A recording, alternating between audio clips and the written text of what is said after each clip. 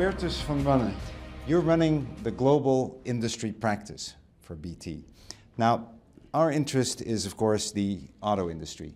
So maybe you can tell me briefly how important the global auto industry is for your company, a company such as BT. Sure, I am. Well, automotive is obviously one of the industries with a significant and impressive growth story today and also for the future. And as a company, we also are a truly global player. We have to look for those industries that actually enable us to grow with our customers in our industries. Automotive has been identified as one of the industries that has a huge demand for IT to enable business improvements. And that's where we're coming in. We have been traditionally a telco, and we are known as a telco operator, but by now we are actually something quite different. We are providing ICT solutions far beyond the traditional telephone minutes or telephones, really solutions that connect the people of our customers around the world. And that's where automotive, with their footprint, factories around the world, but also new markets, China being a huge market with new consumers, comes in. What exactly are your goals with the auto industry? What is the ambitions of the company? What's the ambition of the company in the automotive sector? Well, we definitely want to be seen as a part of the ecosystem. We want to be part of the wider partners that the OEMs will have together with their suppliers, and they should see us as an enabler to improve their performances, their sales, but also the attractiveness of their cars, because obviously electronics and ICT components in the car and around the car become more and more important, and we want to, with our innovation capabilities, be part of that. And do you, from where you sit, do you see a difference between the auto industry and other industries that you deal with on a daily basis? Well, they certainly have a very, very complex supply chain. That's one of the areas that we are deeply involved in. And security seems to be a key concern. Security, connecting, the connection with a car, connected car, being a more and more important aspect. And therefore, our capabilities that we've developed over the years in security seem to be a key element where we can help the OEMs and the suppliers to be more efficient and actually be first in class. Well, let's talk to the automotive expert, Steve Masters. What is the top requirement from the auto industry? What is it that the auto industry is looking for from you?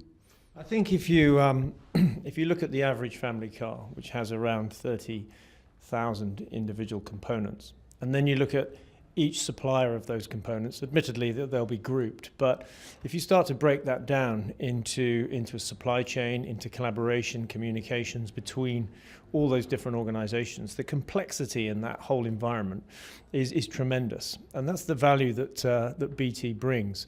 You know, most of the sector are already our customers in some way, shape or form. Most of the industries that support the automotive industry are customers of BT as well. So joining all those things together for us, you know, is the big opportunity for the industry, for BT.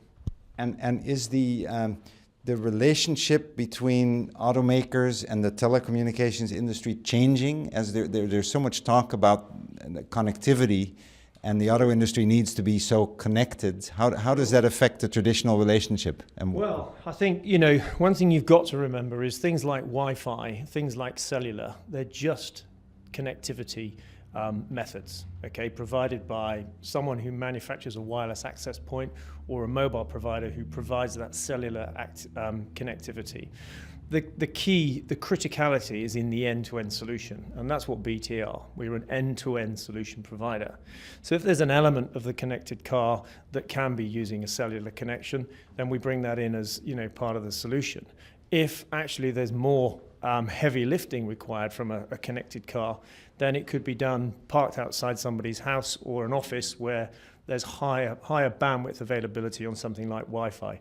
But it's the bringing together of that entire solution end to end into systems, as well as the connectivity elements.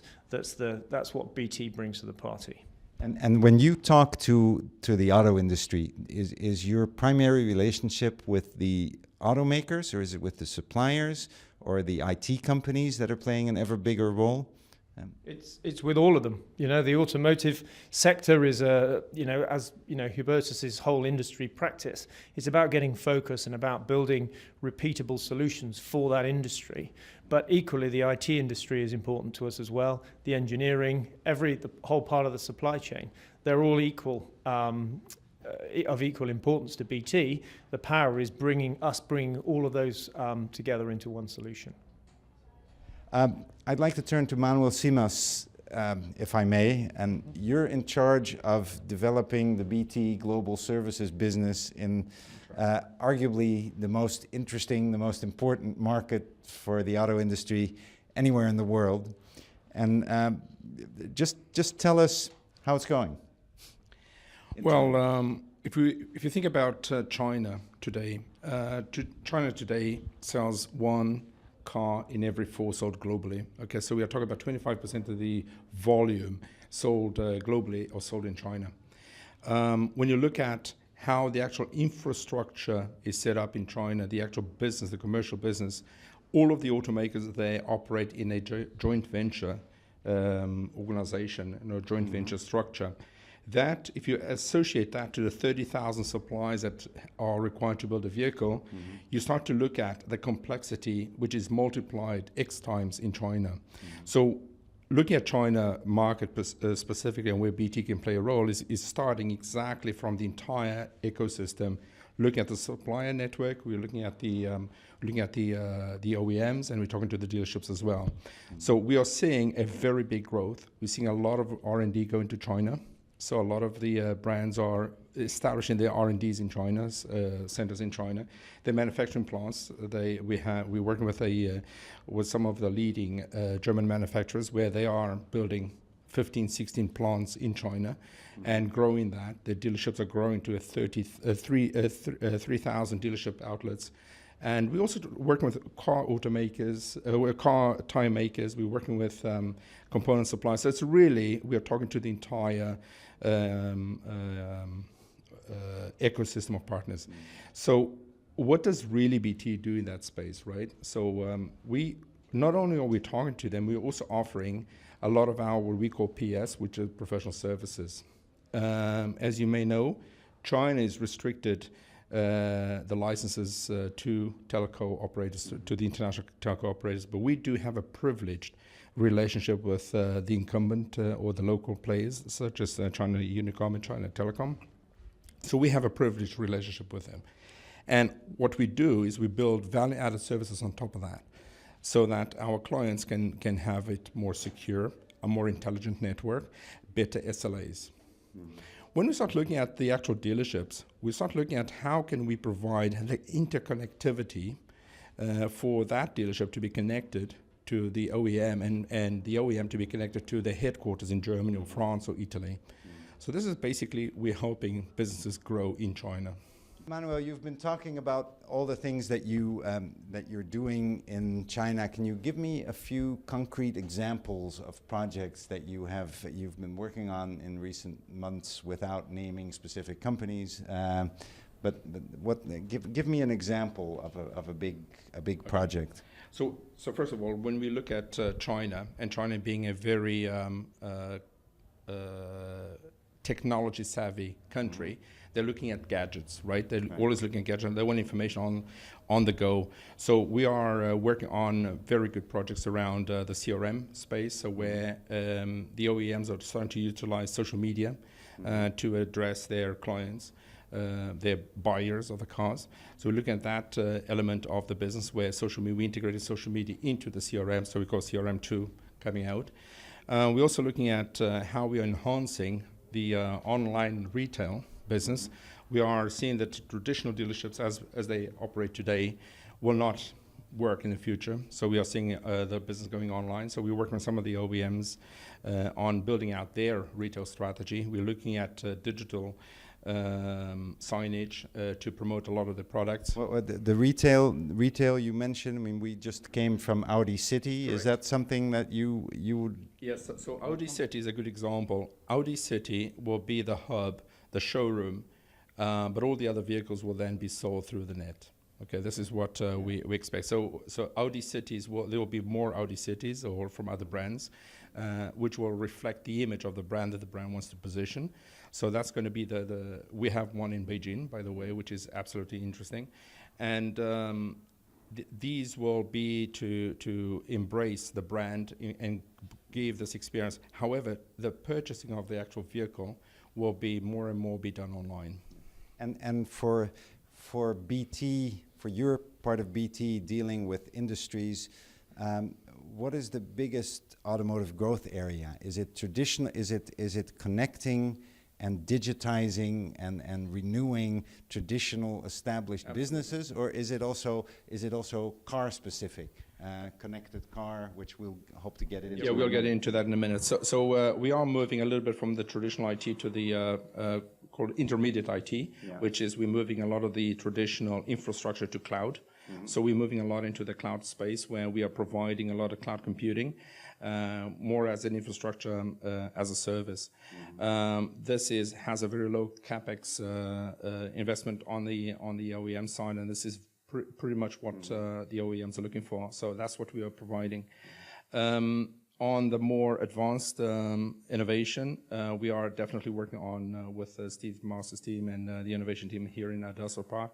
We're working on the future products that we'll be looking at, and we'll speak about it.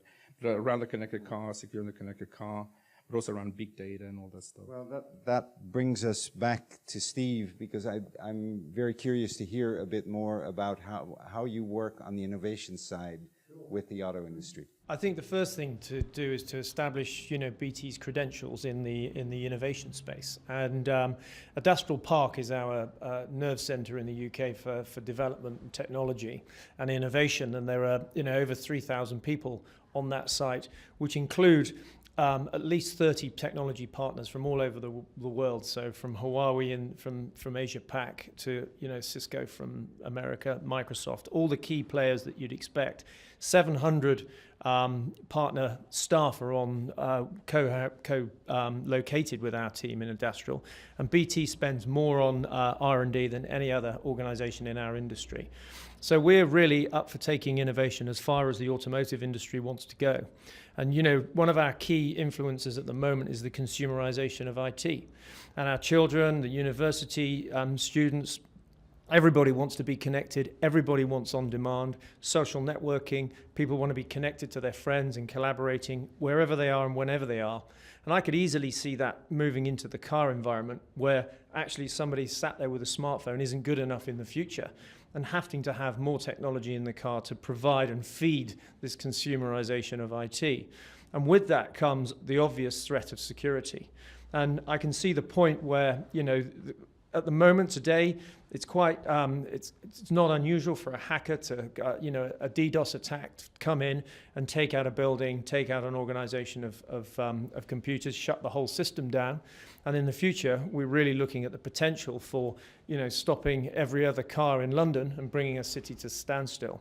So some of our real leading edge developments for the automotive industry are around security and the stuff that we can do to bring data from a multitude of different sources to prevent these attacks, to secure the environment and really make this new connected environment as secure as we have for normal static computers. And you mentioned the smart city.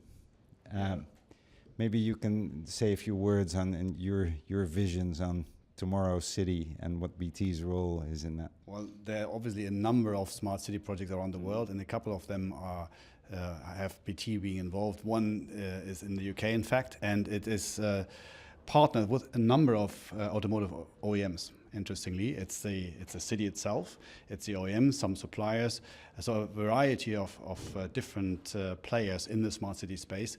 And in this case, it's focused again around security, but also the data collection from the various points in the future. It's not only the car, but also the places that the car passes. Yeah, it's the red light that will send signals about the car and so on. So two interesting themes that we're going to see popping up. Security we've already covered. The other one is data ownership. Who actually owns the data? Yeah?